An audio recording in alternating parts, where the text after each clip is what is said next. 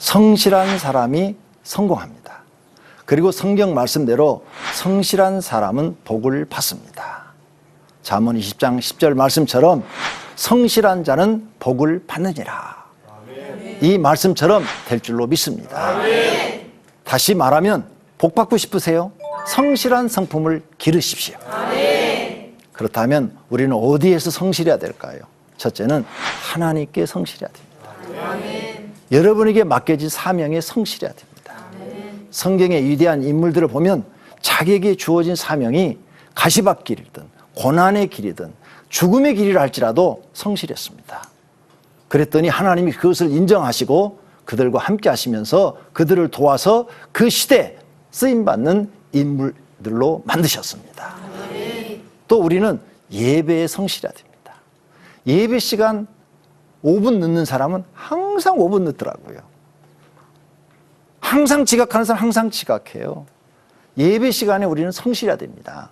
최소한도 15분 전에 와서 기도하고 찬송을 부른 다음에 하나님께 예배를 드릴 수 있을 정도로 성실한 신앙을 하나님께 보여야 됩니다. 제가 교회 성도들 중에서 보니까요, 성실한 사람은 30분 전에 오시더라고요. 오셔가지고 미리 다 준비해서 오셔가지고 기도하고 같이 찬양하고 그리고 예배를 드려요. 그게 그분은 하나님 앞에 성실함을 보이는 거예요. 이와 같이 우리는 하나님께 성실해야 됩니다. 기도 생활도 성실해야 돼요.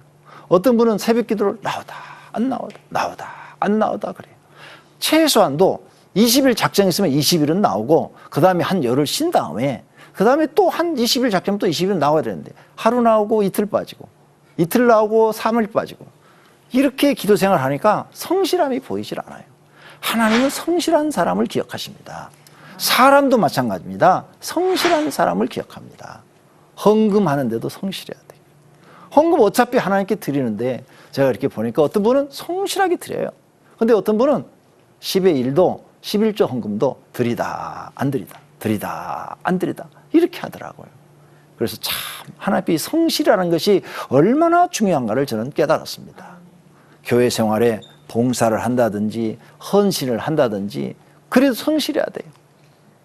전도대원들 전도하러 나와요. 점심만 먹고 가는 사람들이 있어요.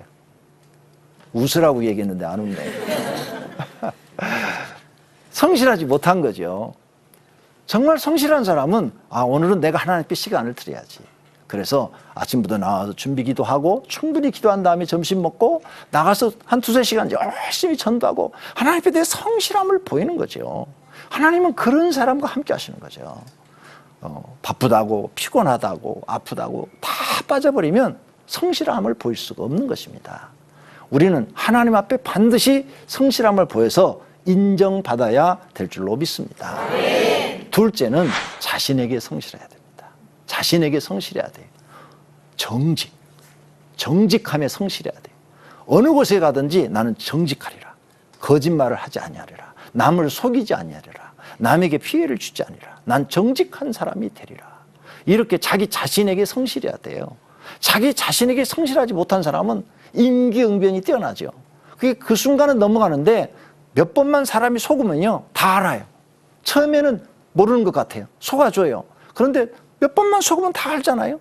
그 사람의 정직과 성실함이 없는 것을 볼 수 있습니다. 성실한 사람은 정직이 따라가요. 정직한 사람에게도 성실이 따라가는데 그러나 불성실한 사람에게는 정직이 또 없어요. 그러므로 내가 인정받으려면 정직에 성실한 사람이 돼야 돼요. 또 약속 같은 걸 하면 잘 지키셔야 돼요. 아예 지키지 못할 약속은 하지를 마셔야 돼요. 약속을 서너 번만 어겨버리면 성실함을 인정을 못 받는 거예요. 저 사람은 약속해놓고 2시간 늦어. 약속해놓고 잊어버렸대야. 이런 소리를 들어요. 그래서 아무도 그 사람의 성실함을 인정해 주지 않아요. 시간 약속 잘 지켜야 돼요. 목장 집회 시간 약속하면 철저하게 지켜야 돼요. 부득이하게 못 지키면 미리 사전에 전화를 드려서 내가 이런 사정이 있으므로 부득이하게 못 가게 됐으니까 미안합니다 라고 이해를 구해야 돼요. 이런 사람이 성실한 거죠. 약속에도 성실해야 됩니다. 또 돈 관계에 성실해야 돼요. 돈.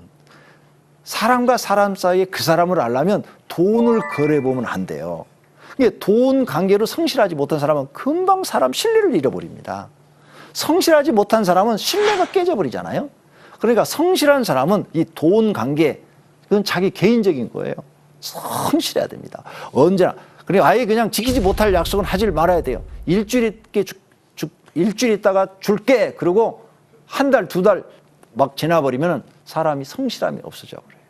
그래서 아예 처음부터 빌릴 때 내가 한 석 달 있다 줄게. 이렇게 하고 두 달 있다 주면은 한 달 땡겨서 주니까 고맙다고 그러는 거예요. 고맙다고.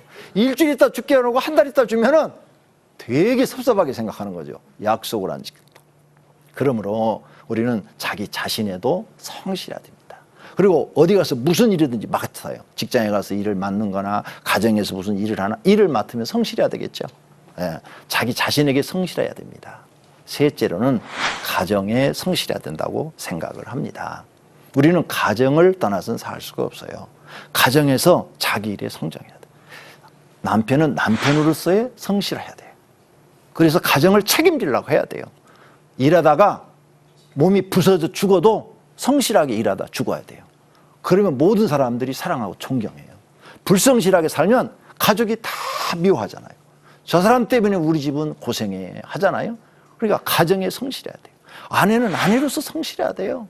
남편이 고생해서 돈을 벌어다 주면 살림을 잘해야 되고, 또 자기도 직장에 나가서 돈을 벌면 그걸 살림을 잘해서 가정이 유익하도록 잘해야 돼요. 이렇게 성실한 사람들끼리 가정이 모이면 희망이 있고요. 그리고 그 가정은 행복이 있어요. 불성실한 사람끼리 부부가 됐다. 그건 날마다 싸우는 거죠. 날마다 깨지는 소리가 나는 거예요. 성실이 이렇게 행복도 만들어주는 것입니다. 가정에 성실해야 돼요. 자녀는 자녀로서 또 성실해야 되겠죠. 부모는 부모로서 성실해야 돼요. 이렇게 모든 사람이 성실을 배워놓으면 얼마나 좋은지 몰라요. 성실이라는 이 인성은 우리에게 정말 필요한 거예요.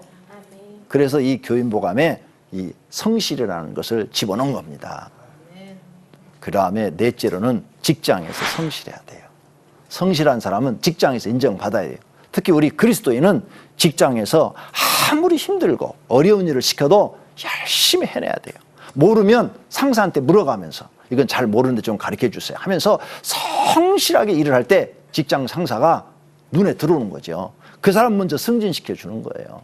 그런데 무슨 일을 맡기면 무조건 못한다고 그래요. 뭐든지 안 하려고 그러고 뭐든지 맡겨주면 불성실하고 이런 모습이 보이면 저 사람은 쓸 필요가 없다. 이렇게 제끼게 되는 것입니다. 그러므로 우리는 직장에서도 성실한 사람이 되어야 할 줄로 믿습니다. 이사야서 15장 5절에 이런 말씀이 있어요. 공의로 그의 허리띠를 삼으며 성실로 그의 몸의 띠를 삼으리라. 성실로 내 몸의 띠를 삼으래요. 성실로 나를 묶어놓으라는 거예요. 응? 성실로 나를 묶어놔서 내 삶 전체가 다른 사람이 볼 때 성실해야 된다는 거죠. 그런 사람은 교회에서나 가정에서나 직장에서나 하나님 앞에서나 다 인정받고 쓰임받는 복 있는 사람이 될 줄로 믿습니다. 우리는 이 성실을 이루어야 될 줄로 믿습니다. 오직 복음, 오직 믿음, CTS.